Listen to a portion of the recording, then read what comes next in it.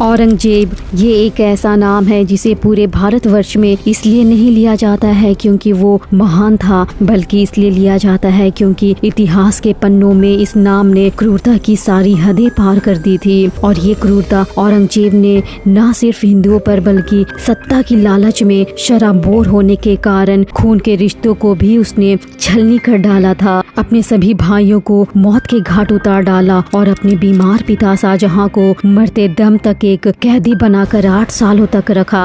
अब सवाल ये उठता है कि क्या उन 8 सालों में औरंगजेब, जो अपने पिता से बेइंतहा नफरत करता था, उसे मारने की कोशिश नहीं की होगी? या जब शाहजहां की मौत हुई थी तो क्या औरंगजेब खुश नहीं था? इन सभी सवालों का जवाब आज इस वीडियो में आपको मिलने वाला है, तो बने रहिए इस वीडियो के साथ अंत तक। औरंगजेब जो कुछ महीने पहले ही जानलेवा जैसी गंभीर बीमारी डेलीरियम से होकर निकला था, जिसके बारे में मैंने ऑलरेडी पहले वाले वीडियो में डिस्कस कर रखा है, उसके बाद उसके हकीमों के द्वारा उसे नसीहत दी गई कि सेहत की बेहतरी के लिए उसे खुशबहार और स्वर्ग से सुंदर कश्मीर का लुत्फ उठाना चाहिए। हालांकि औरंगजेब भी यही चाहता था, लेकिन उसके अंदर का डर और अपने पिता के जिंदा होने के ख्याल से ही उसके चेहरे का रंग फीका पड़ जाता था।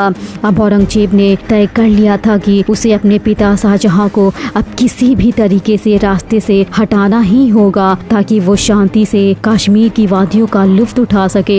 औरंगजेब अपने पिता शाहजहां को इस कदर से मेंटली टॉर्चर करना चाहता था ताकि वो खुद ही जीने की उम्मीद छोड़ दे। इसके लिए उसने शाहजहां की कैद को और अधिक गंभीर बनाने का आदेश देता है।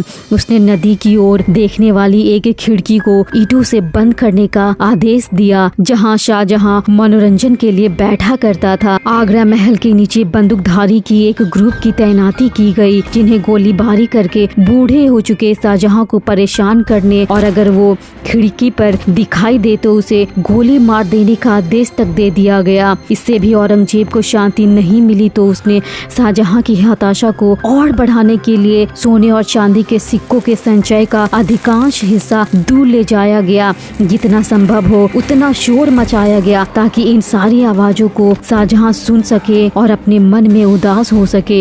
लेकिन शाहजहां अपने बेटे औरंगजेब से 10 कदम आगे निकला। वो ये बात भली भांति जानता था कि ये सारी चीजें औरंगजेब उसे इमोशनली तोड़ने की मंशा से कर रहा है, इसलिए वो चतुराई दिखाते हुए ऐसे दिखाता है मानो उसने कुछ देखा ही नहीं, और उसके कटाक्ष के तौर पे वो म्यूजिक, डांस और महिलाओं का सहारा लेता है। इतबार खान, जिसे शाहजहां पर नजर रखने का आदेश दिया गया था, वो औरंगजेब को पत्र लिखते हुए शाहजहां की इन सारी गतिविधियों का ब्यौरा देता है, जिसे जानने के बाद औरंगजेब गुस्से से लाल हो जाता है और अंततः अपने पिता को हमेशा हमेशा के लिए रास्ते से हटाने के लिए उन्हें जहर देने की साजिश रचना शुरू कर देता है।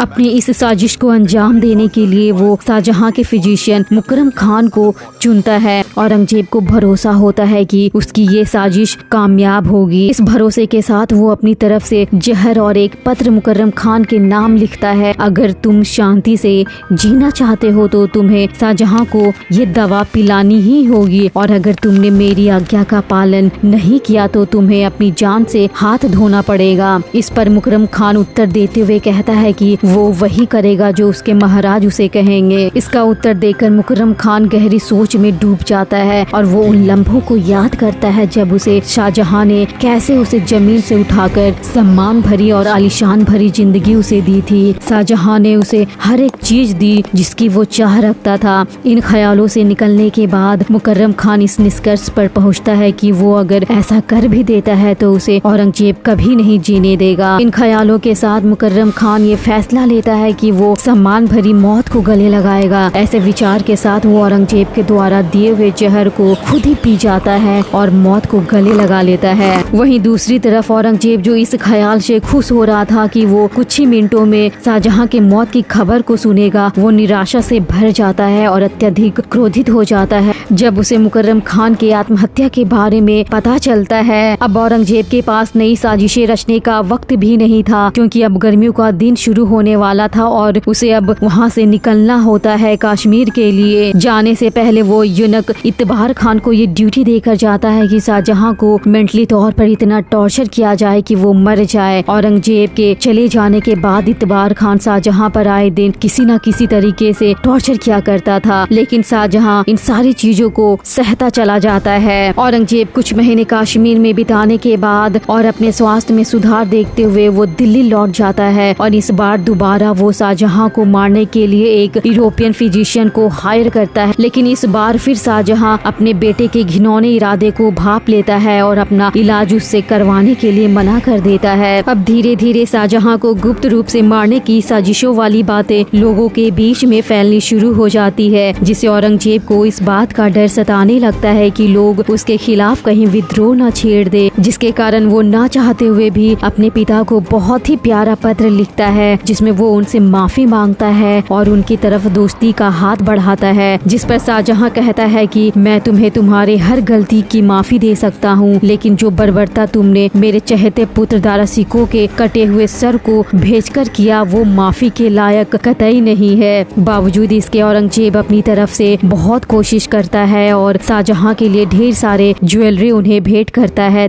ताकि समाज के सामने वो ऐसा दिखा सके कि उसके पिता ने उसे क्षमा कर दिया है। अब वो दिन भी आने वाला था जिसका औरंगजेब को बेसब्री से इंतजार होता है और वो था शाहजहां के मृत्यु की खबर। शाहजहां 1 फरवरी 1666 ईस्वी को अपनी जिंदगी की अंतिम सांस लेता है और इस दुनिया को अलविदा कह देता है। अब औरंगजेब को शाहजहां की मृत्यु की खबर मिलती है तो उसे इस बात का भरोसा नहीं होता और वो ये सुनिश्चित करने के लिए कि वो मर चुका है अपने एक भरोसेमंद आदमी को अपने पिता के पैरों पर एक गर्म लोहे की छड़ घुमाने के लिए भेजता है। और इतने पर भी जब उसका शक यकीन में नहीं बदलता तो इसे और सुनिश्चित करने के लिए वो शाहजहां के सर से लेकर गले तक को चीरने का आदेश देता है। और इतना करने पर जब औरंगजेब को इस बात का भरोसा हो जाता है तो वो भीतरी मन से उसकी खुशी का कोई ठिकाना नहीं होता और इस तरीके से सबसे बड़े दुश्मनों में से एक हमेशा हमेशा के लिए उसके रास्ते से समाप्त हो चुका था।